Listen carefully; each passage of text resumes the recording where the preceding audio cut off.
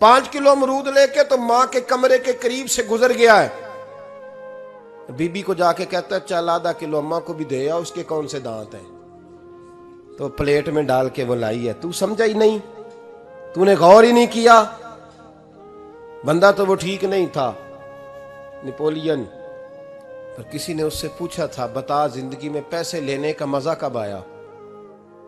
उसने कहा कि मुझे मजा तब आता था कि मैं अपनी सारी कमाई ला के अपनी अम्मा के हाथ पे रखता था, और फिर जब मैं अपनी माँ से थोड़ा थोड़ा खर्चा लेता था ना, थोड़ा थोड़ा, तवज्जो है मेरी बात पे।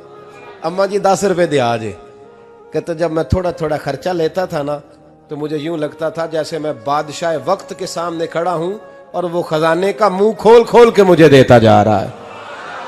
तो इस जायके को समझ तो सही भाई, तो इसको समझ तो सही भाई। याद रखें और गौर करें, मां और बाप। और फिर ये भी सुन लें, नबी पाक सल्लल्लाहु ताला अलैहि वसल्लम ने माँ बाप के लिए फरमाया, हुमा जन्नतुका व नारुक, यही तेरी जन्नत है और यही तेरे लिए जहन्नम है। अगर ये राजी हो गए तो तेरे लिए जन्नत है, नाराज हो गए तो चाहे तू 100 पीर के मज़ार पे हाजिरी दे आ, लेकिन जब तक अब्बा राजी नहीं उतनी देर तक अल्लाह राजी। ये हदीस पाक है, हुजूर ने फरमाया जिसके वालिद राजी उसका अल्लाह राजी, और जिसका बाप नाराज उसका अल्लाह। हाँ बेशक, अब ये हदीस है ना, तो सारे वली एक तरफ बैठ जाएं, कहें या अल्लाह बख्श दे मुरीद को, लेकिन अगर अब्बा कहे या अल्लाह ना माफ करना, तो अल्लाह उन औलिया की नहीं मानता, वालिद की मानता है। इसलिए बुल्ले शाह आसमानी उड्डियां पढ़ना है, जेड़ा घर बैठा उन्होंने पढ़िया ही नहीं। भाई याद रखो, माँ बाप से प्यार करो, इनकी खिदमत करो, इनके पास बैठा करो, और माँ बाप को टाइम दें, वक़्त दें, चंद घड़ियां उनके पास बैठें। आप यकीन करें, अब्बा जी से आप मशवरा कर लें, सिर्फ मशवरा, मर्जी बेशक अपनी करें, लेकिन उस मशवरे में आपको इतना साया मिलेगा कि जिंदगी में कभी नाकामी नहीं होगी। पर असी सज्जन दी मन्नी, अब्बे दी नहीं मन्नी। तो फटे पे जो नलायक हमारी तरह का बैठा है उससे मशवरा लेना है, वालिद से नहीं लेना। बाप के पास बैठे, उससे मशवरा लें। मेरे अब्बा जी किसान थे, मैंने अपनी जिंदगी में ढेरों चीजें अपने बाप से सीखी हैं, दर्जनों चीजें सीखी। मेरे वालिद बड़े खुददार थे, मिजाज में अजीब सी खुददारी थी। कोई बंदा कभी हाल पूछ लेता था ना कि हालात किस तरह के हैं, तो फरमाते थे भाई अगर बताना हुआ तो अपने अल्लाह को बताऊंगा। अल्हम्दुलिल्लाह बड़ा फजल है, मैंने उनके हाथों पे हमेशा छाले देखे, हमेशा छाले, लेकिन उनका हाथ कभी किसी दुनियादार के सामने फैलता हुआ नहीं देखा। लोग मुझे कहते हैं आप किस पीर साहब के साहबजादे हैं, तो मैं कहता हूँ मैं उस पीर का साहबजादा हूँ जिसने मेहनत करके हलाल की कमाई खाई सारी जिंदगी। ये लोग पीर नहीं होते, ये मुर्शिद नहीं होते, और मैंने दर्जनों चीजें सीखी उनसे। तो सीखने तो बैठ, तुझे हजारों चीजें मिलेंगी। भाई अपनी जिंदगी में माँ बाप की तरफ देखो, सबसे जरूरी काम है इन्हें वक़्त दो। अम्मा के ओ भाई बड़ा मुश्किल है दुनियादारों से तारीफ कराना, ते अम्मा दे कोल ते एवं 2 मिनट राती बईए ना आखी अम्मा पैर कटे ना रजाई चो तेरे घुट छड़ा, ते अम्मा कहती जा मेरा पुत्र थकिया आया तू सो जाके, मैं कदों काम लगी सा, मैं कदों हलवान डई सा, जा सो जा जाके। बस ये कार्रवाई है, तूने 2 मिनट के लिए कह दिया, सवेरे पूरे मोहल्ले में तेरी अम्मा कहेगी अल्लाह मेरे पुत्र वर्गा पुत्र सारियां नूं दे। राती आउंदा है ते मैनू घुट के सौंदा है, अल्लाह घुटिया कोई नहीं सोया भी कार्रवाई पाई सो, लेकिन वो सबको बताती है। तो भाई इतनी कीमती चीज और तू छोड़ के मैं कभी जलसे से देर से आता था ना, अब तो जाता नहीं ज्यादा जगहों पे, कोशिश करता हूँ कि चलो माहौल के मुताबिक, थोड़ा खुश्क आदमी हूँ तो हर जगह सेट नहीं हो पाता, इसलिए कम जाता हूँ। तो कभी रात को आते थे ना देर से, मेरी अम्मा जी शुगर की मरीज थी, तो मैं छोटे भाई को फ़ोन करता था कि अम्मा जी सो गए, कहने सो गए। मैं कहता था कि तू ना इस तरह कर, नीचे आ जा, 2 बज गए, वो शुगर की मरीज है, आँख खुल जाए ना तो दोबारा लगती नहीं बुजुर्गों की, तो तू दरवाज़ा खोल दे, अंदर दस्तक दी तो दिक्कत होगी। तो मैं जूते उतार के अंदर दाखिल होता था, तो पहला कदम रखता था तो मेरी अम्मा बोल पड़ती थी पुत्र आ गए, आ गए। ओ भाई तू इस दर्द को समझना, कोई तुझे मिलेगा, कोई मिलेगा तुझे ऐसा। अब मैं दूर दराज भी चला जाता हूँ, उनकी ज़िंदगी में नहीं जा पाया, कहते नहीं हमने नहीं जाना, घर में रहना है। इस कैफ को समझ ले, इस दौलत के करीब हो जा। हज़रत अबू हुरैरा रज़ी अल्लाह ताला अन्हु फरमाते हैं, मेरी अम्मा बूढ़ी थी, मैं उनकी खिदमत करता था। बाप की खिदमत और माँ की खिदमत सबके हिस्से में नहीं आती। ये रब जिसे महबूब रखता है उसे ये मौके अता करता है। खुश नसीब है जिसे बूढ़ा बाप मिले और वो नौकरी करे। खुश किस्मत है जिसको बीमार माँ मिले और वो नौकरी करे। हजरत अबू हुरैरा फरमाते मेरी अम्मा बूढ़ी थी तो उनका मैदा कमज़ोर हो गया था, तो मैं उठा के पखाना पेशाब करता था तो कई दफ़ा मेरे ऊपर कर देती थी। ये हजरत इब्न जौज़ी अलैहिर्रहमा ने इसको लिखा है। फरमाते हैं मेरे दिल में ख्याल आता था कि मैं बड़ा खिदमत गुजार हूँ अपनी माँ का। एक दिन मैं हजरत उमर के पास बैठा था उनके दौरे खिलाफत में, तो एक शख्स आ गया। उस शख्स ने आकर के कहा कि हजरत उमर से हुजूर एक मसला पूछना है। फरमाया पूछो। वो कहने लगा हुजूर मेरी अम्मा बूढ़ी हो गई है, बीमार रहती है, मरीजा है, मुझे आवाज देती है बेटे पेशाब आया है, आवाज देती है तो मैं अम्मा को उठाता हूं। अभी मैं बैतुल खिला तक, वाशरूम तक जाता नहीं कि मेरी अम्मा मेरे ऊपर पेशाब कर देती। हजरत उमर से कहने लगा हुजूर बचपन में मैं अम्मा पे पेशाब करता था, अब अम्मा मेरे ऊपर कर देती है तो हक अदा हो गया ना। हजरत अबू हुरैरा कहते हैं जब उसने सवाल पूछा तो मेरे भी कान खड़े हो गए। मैंने कहा ये तो मेरे वाला मसला पूछ रहा है, मेरे वाला मसला पूछ रहा है। मेरे पास एक दोस्त जुमा पढ़ने आते हैं बड़ी दूर से, मुझे कहने लगे हजरत साहब जदों भी मैं आउना ना तुसी मेरी ही गल छेड़ देंदे हो, वो जो बात होती है ना बिल्कुल मेरी होती है। मैंने कहा नहीं यार जो मैं कर रहा होता हूँ वो मेरी भी होती है, वो सारे मुआशरे की होती है। हमें लगता है कि मेरी हो रही है, हालांकि वो बात हमारी सबकी मुश्तरका होती है। सुन ले और याद रख लें। हजरत अबू हुरैरा फरमाते मेरे कान खड़े हो गए। मैंने कहा इसने तो मेरी बात पूछनी शुरू कर दी। हजरत फारूक आजम से कहने लगा हुजूर बचपन में मैं अम्मा पे पेशाब करता था, वो मेरे ऊपर कर देती है तो हक अदा हो गया। हजरत उमर कहने लगे नहीं कोई नहीं हुआ। उसने कहा हुजूर मुझे समझाएं, वो सारे काम जो मैं अम्मा के साथ करता था अम्मा मेरे साथ करती है तो क्यों नहीं हुआ। हजरत उमर कहने लगे भाई पेशाब तो तू भी अम्मा पे करता था और अम्मा भी तेरे ऊपर करती है, पर तेरी और तेरी माँ की सोच में बड़ा फर्क है। उसने कहा हुजूर किस तरह, तो क्या जवाब है सैयदना फारूक आजम का, लौ काना नबीय्यम बाद लकाना उमर इब्न खत्ताब। क्या जवाब है। हजरत उमर फरमाने लगे तेरी और तेरी माँ की सोच में बड़ा फर्क है। कहा हुजूर किस तरह। फरमाया जब तेरी अम्मा तेरे ऊपर पेशाब करती है ना तो तू दुआ करता है कि या अल्लाह बूढ़ी हो गई है इसे पर्दा दे दे, और जब तू अपनी अम्मा पे पेशाब करता था तो वो दुआ करती थी या अल्लाह मेरे लाल को लंबी जिंदगी अता फरमा। फरमाया ये तेरा और उसका फर्क है, तू पर्दे की दुआएं।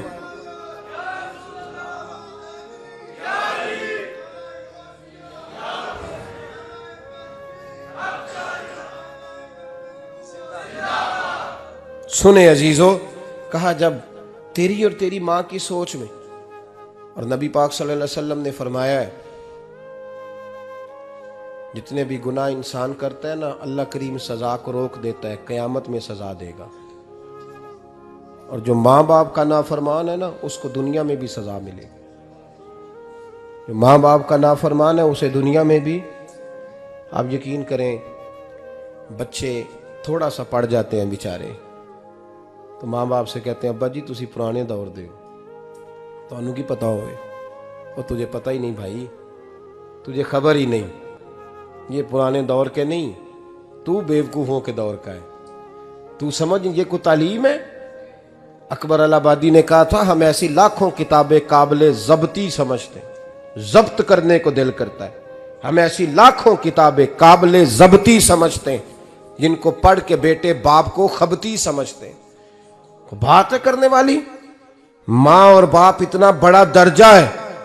और भाई सुन लो और इस बात को याद रखना, दुनिया में सियाबी होने से बड़ी विलायत कोई नहीं।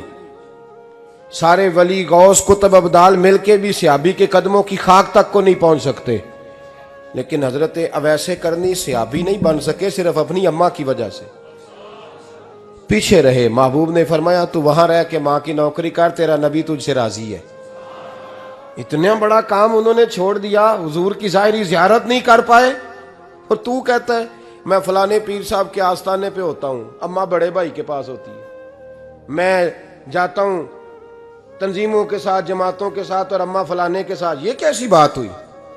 ये किस तरह का मसला हुआ? जो तेरी ड्यूटी है उस ड्यूटी को पहले अदा कर, नौकरी को पहले कर, फराइज का अदायगी पहले कर। तू फर्ज छोड़ के नफल के पीछे जा रहा है, इस काम को पहले सर अंजाम दे। मेरे नबी पाक सल्लल्लाहु अलैहि वसल्लम ने फरमाया वालिदैन के नाफरमान को दुनिया में सजा मिलती।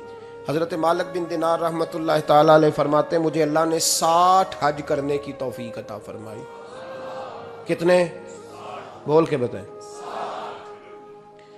जिस बंदे के पास इतने पैसे हों कि हज पे जा सके, आ सके, और जितने दिन रहना है घर वालों को खर्चा दे सके, उस पर हज करना फर्ज है। पता है आपको उस पर हज करना?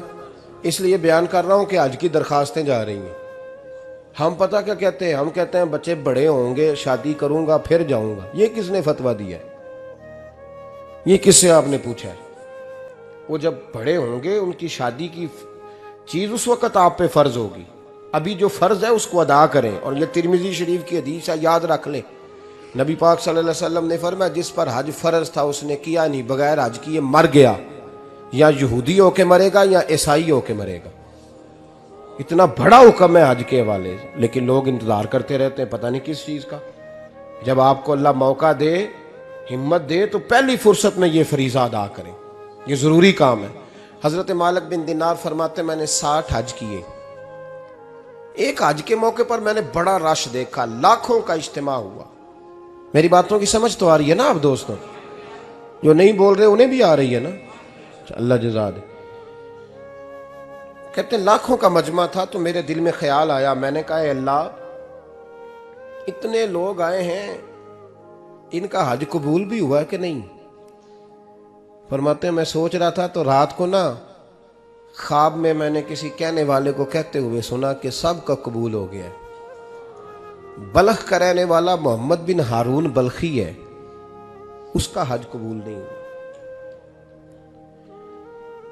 फरमाते शहरों के अलग-अलग खैमे लगते थे। अब भी आप हज करने जाएं तो पाकिस्तानियों की रिहाइशें अलहदा होती हैं, इंडियन की अलहदा, बांग्लादेश की अलहदा, मिस्री, यमनी, सब लोग अलग-अलग रिहाइशें होती हैं, झंडे लगे होते हैं मुल्कों के। कहते मैंने सवेरे उठ के ढूंढना शुरू कर दिया, ढूंढता हूं वो बंदा मिले। कहते हैं जहां बल्ख शहर के लोग रहते थे वहां चला गया, तो मैंने लोगों से पूछा तुम में मोहम्मद बिन हारून बल्खी कौन है? लोग कहने लगे वो तो बड़ा नेक आदमी है, परहेजगार है, बड़े भोले भाले, बड़े अल्लाह वाले, रियाज आपको बस हम ही जानते हैं, वो तो बड़ा नेक है, परहेजगार आदमी। तो मैंने कहा अच्छा कहाँ है?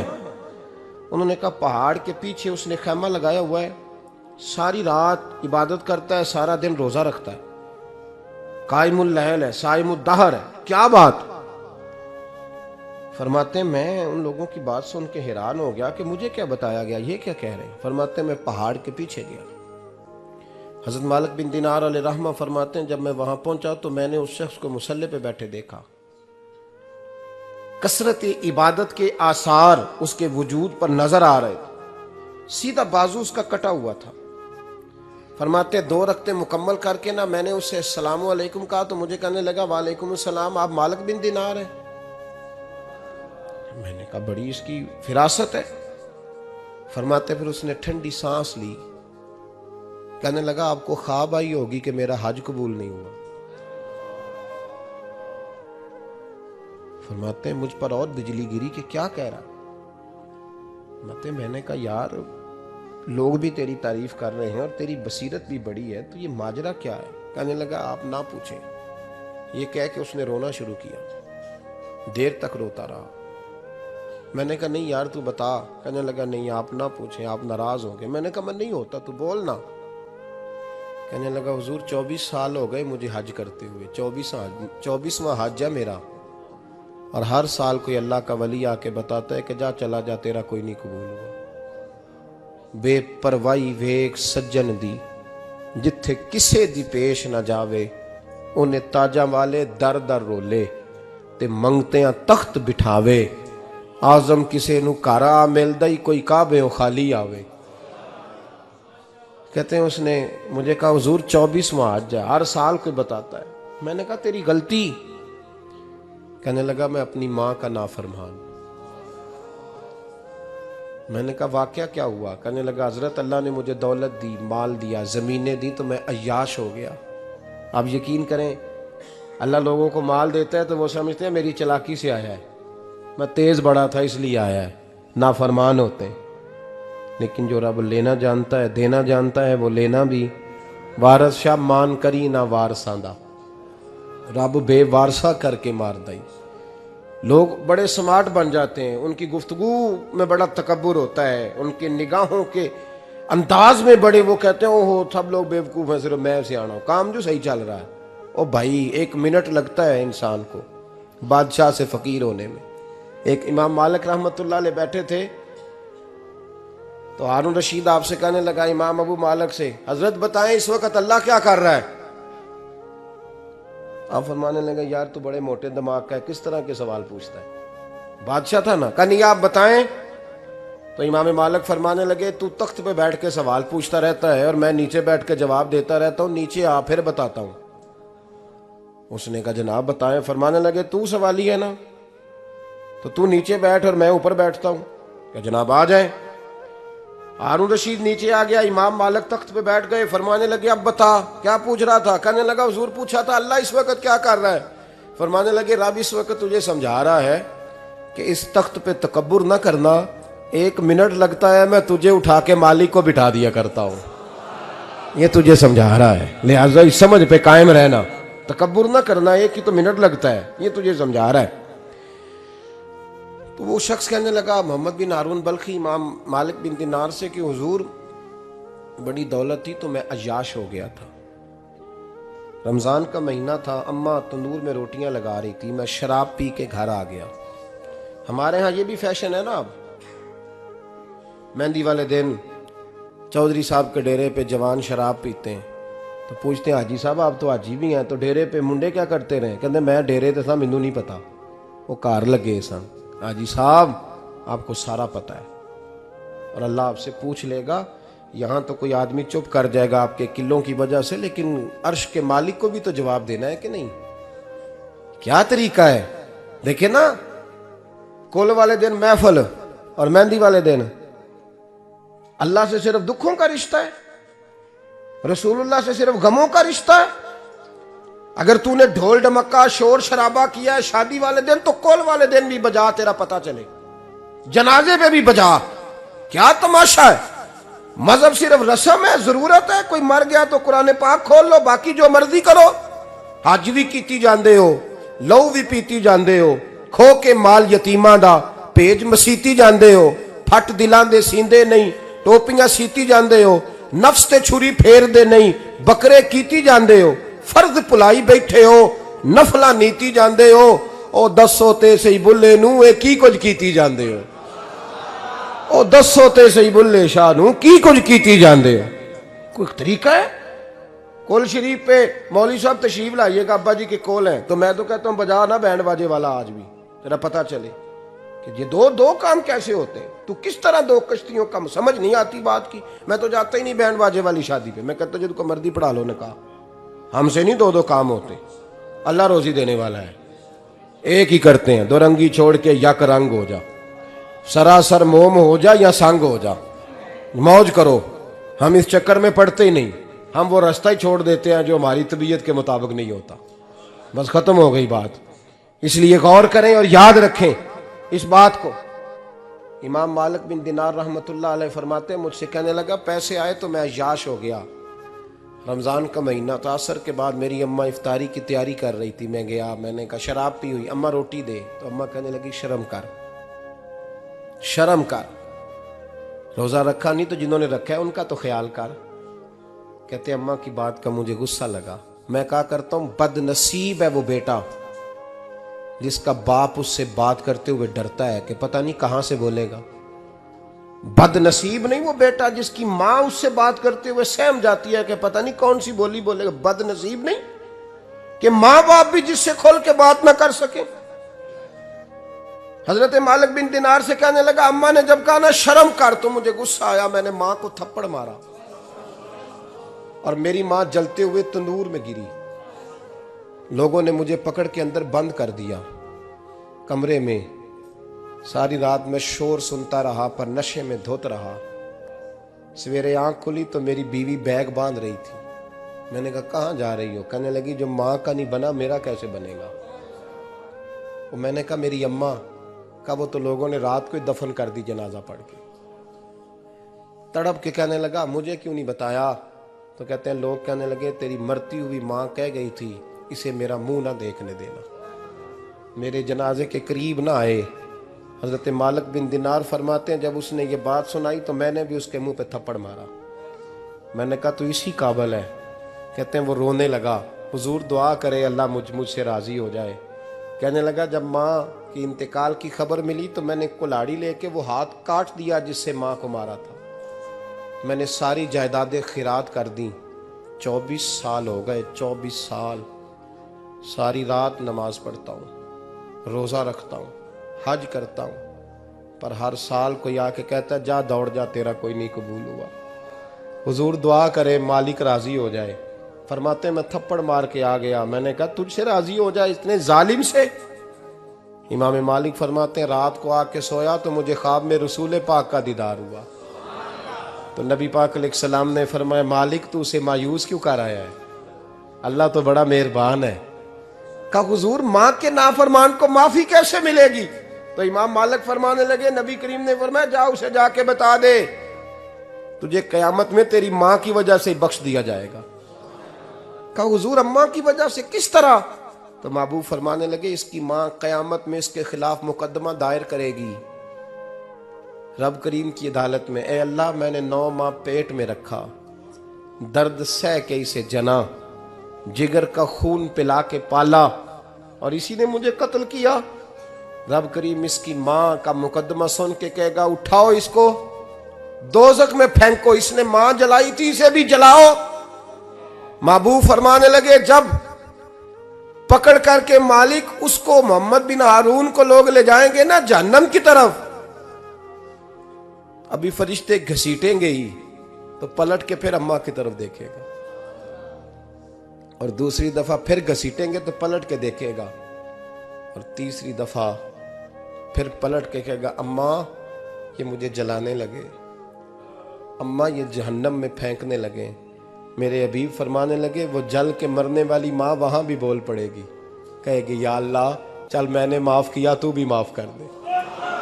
ऐ अल्लाह मैंने माफ किया तू भी माफ कर दे। अल्लाह तू माफ कर दे इसे, अल्लाह तू इससे दरगुजर फरमा, इसे माफ कर दे।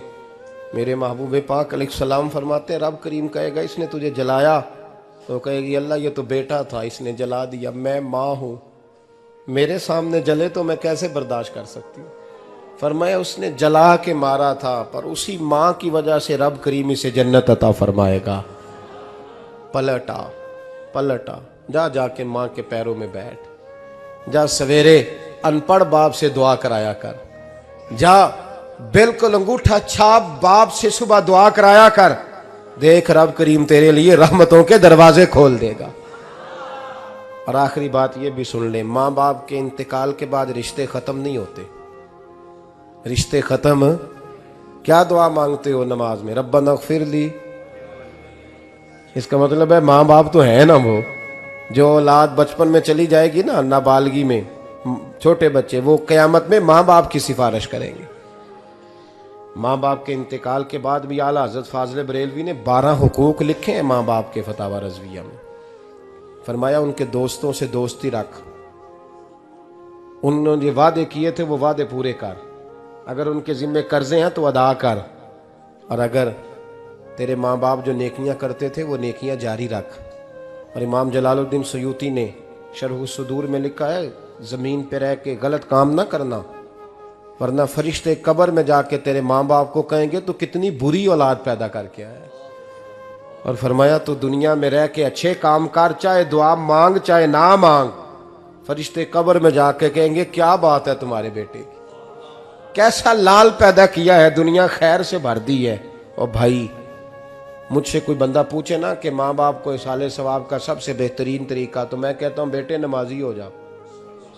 क्या कर, ताकि हर नमाज की आखिरी रकत में तो कहे रब्बना फिर ली, नमाज अल्लाह की, जिक्र माँ बाप का अल्लाह ने रख दिया है, रब्बना फिर ली हर नमाज की हर आखिरी रकत में खत्म शरीफ पढ़ा जाएगा। और नमाज के अंदर पढ़ेंगे इंशाअल्लाह ताला, पढ़ेंगे नमाज इंशाअल्लाह, वादा नहीं करा रहा। दाढ़ी किसकी सुन्नत है? नहीं, जिना नहीं रखी हो बोलो, जिना रखी हो तो बोलन डाया ने। किसकी सुन्नत है? तो सरकार के गुलामों ने रखनी है, किसी और ने रखनी है? गुलाम कहते हैं अभी हम नेक ही नहीं, नेक होंगे तो रखेंगे। वो खुदा के बंदो, नेक तो सारी जिंदगी बंदा नहीं होता। कभी किसी ने दावा किया है वली गौस कुतुब ने कि अब मैं बिल्कुल गुनाह नहीं करता, मैं पाक साफ हो गया हूं?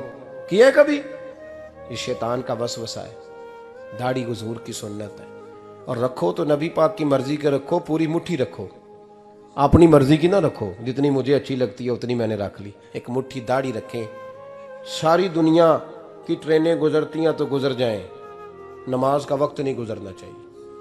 बस खत्म हो गई बात। दुनिया तो चंद रोज है, ओ पईयां देश दियां कबरां जिन्हां ते फुल पे, उधरों कोई नहीं जी आमदा ते इधरों लखां गए। नमाज सबसे पहले, इसलिए कि रब रसूल के बगैर हमारा गुजारा ही नहीं, गुजारा ही नहीं।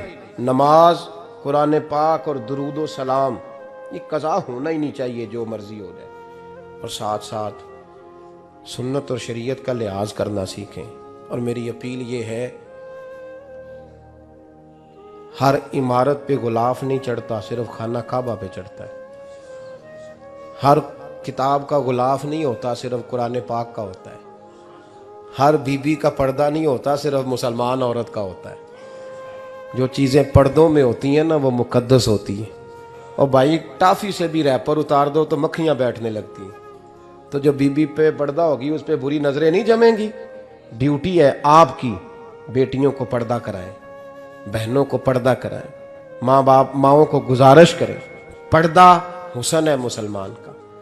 जिस घर में पर्दा रहता है उस घर में अल्लाह के फरिश्ते रहमत नाज़िल फरमाते हैं। ये कोई फैशन, कोई तरीका, कोई मतलब ही नहीं इन चीज़ों का। बापर्दा करें अपने घरों को। दुआ करता हूँ अल्लाह तबारक व तआला मेरी इस हाज़िरी को कबूल फरमाए। अल्लाह आप सब का आना कबूल फरमाए।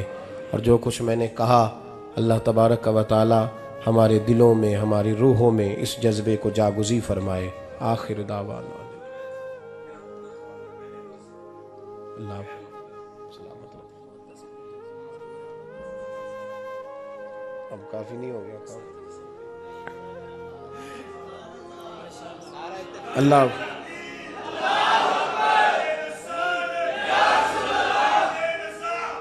इंशाअल्लाह जारी रहेगा।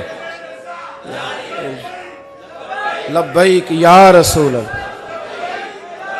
अल्लाह, बारक अल्लाह ताला। सुने जी, एक बात करने को सामने कहा है, मैं कर देता हूँ। मैं तकरीर भी इतनी करता हूँ 35-40 मिनट की, यहाँ तो कुछ ज़्यादा हो गई है मेरा ख्याल है। तो थोड़ी बात करने की कोशिश किया करता हूँ।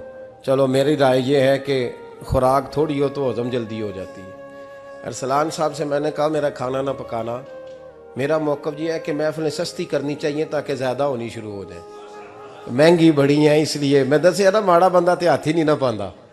तो मैं कहा करता हूँ कि कम से कम खर्चा हो। हमारे करोड़ों रुपया सालाना लगता है महफिलों पर। अगर अरबों कह दूँ तो फिर भी बात गलत, लेकिन उसका रिजल्ट हमें उस तरह का नहीं मिलता जिस तरह का मिलना चाहिए। लेकिन आपने अज़मत वालदैन पे प्रोग्राम किया। मेरी राय यह है कि हुकूक़े ज़ौजैन पे भी होना चाहिए। और शादी से पहले हर बच्चे को मियाँ बीवी के हुकूक का पता होना चाहिए।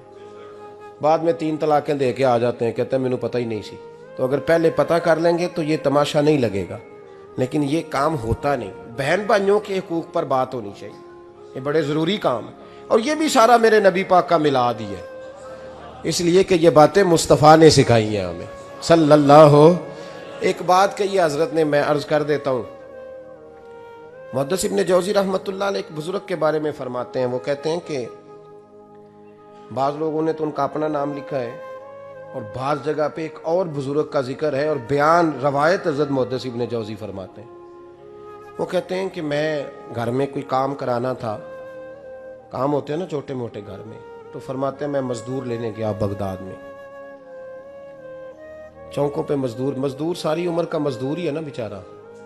अमीर तो अमीरतर होता जा रहा है और गरीब गरीबतर हो। हमारे तो पीर भी लोगों को कह रहे हैं फकीर हो जाओ, खुद अमीर होते जाते, खुद रोज बरोज अमीर हो रहे हैं, दुनिया को कह रहे हैं फकीर हो जाओ। तुम भी तो थोड़ा फकर इख्तियार करो ना भाई, जो दर्स दे रहे हो। इल्ला माशाअल्लाह, सबकी बात नहीं करता। फरमाते हैं कि मैं ना मजदूर लेने गया, बगदाद के चौक में मजदूर बैठे होते थे, तो मेरी उन मजदूरों में से ना एक नौजवान बच्चे पे नजर पड़ी। बड़ा कमजोर सा वजूद था, लेकिन चेहरे पर इबादत का निशान था। माथा बताता था कि नमाज का बड़ा ख्याल रखता है।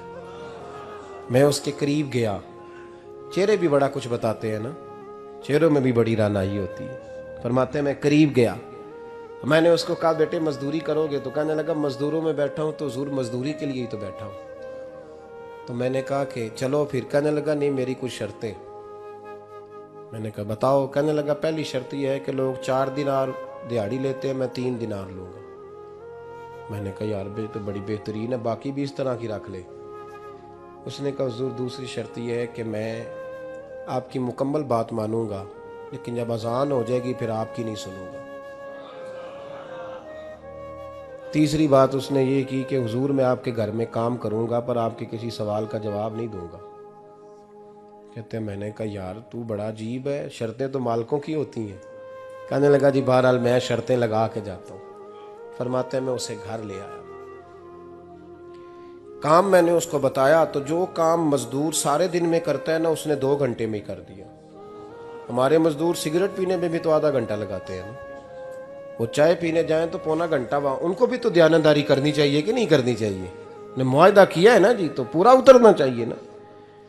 कहते 2 घंटे में। अब काम जब बंदा शुरू कराता है तो काम और निकल आता है। कहते काम मैंने उसको और बता दिया, वो करने लगा। उसने मिट्टी निकाल के रखी थी बाहर रास्ते में, तो अजान हो गई जोर की।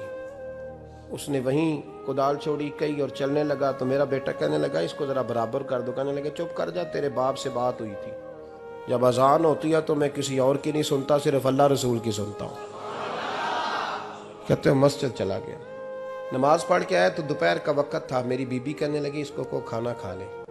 कहते हमने कहा खाना खा लो, तो कहने लगा मैंने रोज़ा रखा हुआ, रमज़ान भी नहीं था, नफली रोज़ा रखा हुआ। फरमाते हैं शाम हुई, मैंने 3 दिनार दिए, तो मैंने कहा तेरा नाम क्या है? कहने लगा मैंने आपसे कहा था मैं किसी सवाल का जवाब नहीं दूंगा। तो वो चला गया। अगले दिन मैं फिर लेने गया उसे, काम कुछ और निकल आए, तो लोगों ने बताया वो सिर्फ हफ्ते वाले दिन आता है।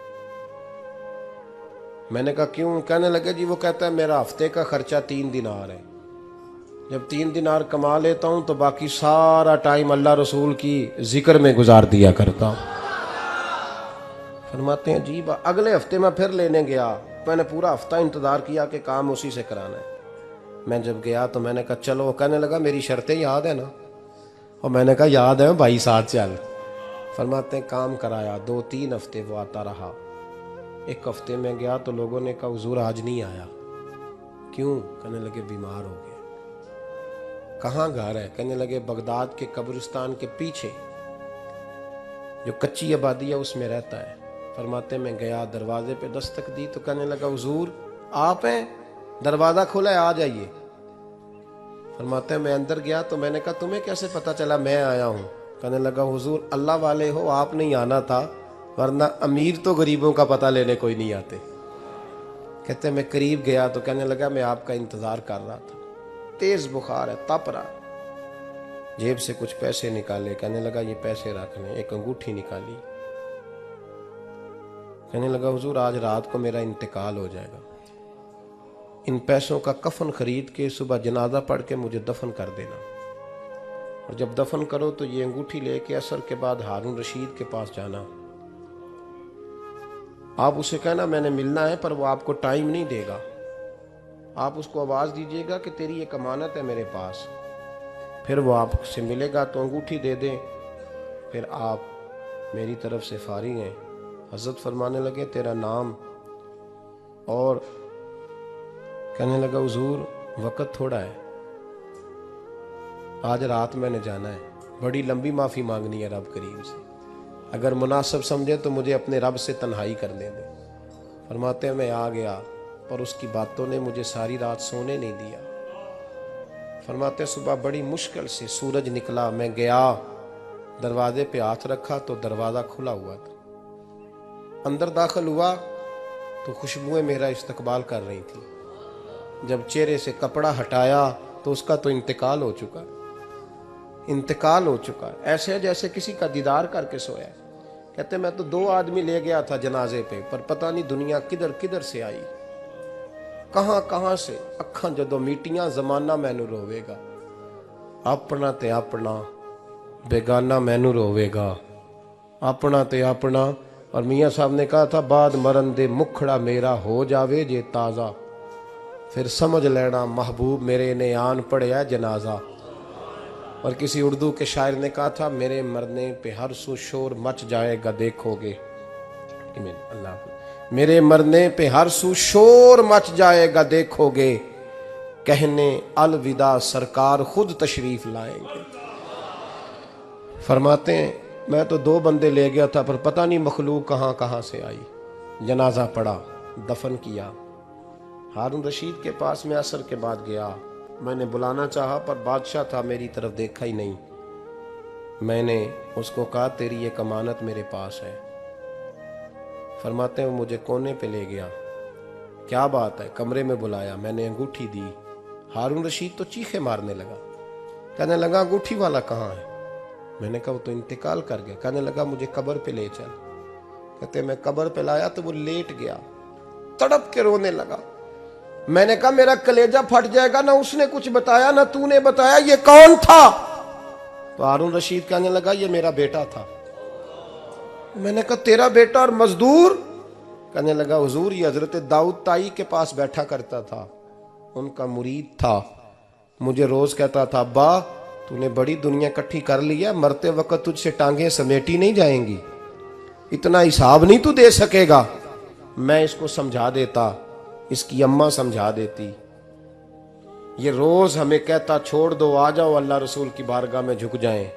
हम सब एक दिन ये चला गया, कहने लगा फिर तुम्हारा रास्ता और है और मेरा रास्ता और है। ये सोने की अंगूठी गलती से इसके पास रह गई, गलती से हीरे की अंगूठी चली गई। कहने लगा देखो मेरे बेटे ने आज वो भी वापस कर दी है। फिर तड़प के कहने लगा हारून रशीद था तो ये मेरा बेटा, पर मेरा मुर्शद निकला, मेरा पीर निकला। भाई जिंदगी तो बड़ी थोड़ी है ना। बाबा साहब ने कहा था उठ फरीदा सुत्या, और दाढ़ी आ गया पूर, अग्गा नेड़े आ गया, पिछा रह गया दूर। उठ फरीदा सुत्या खलकत वेखन जा, मते कोई मिल जाई बख्शिया ते तू ही बख्शिया जा। उठ फरीदा सुत्या झाड़ू दे मसीत, तू सुते रब जागदा तेरी डाडे नाल परीत। मेरा रब हमें भी अपनी बारगाह में कबूल फरमाए। आखिर दावाना अनिल हम्दुलिल्लाह।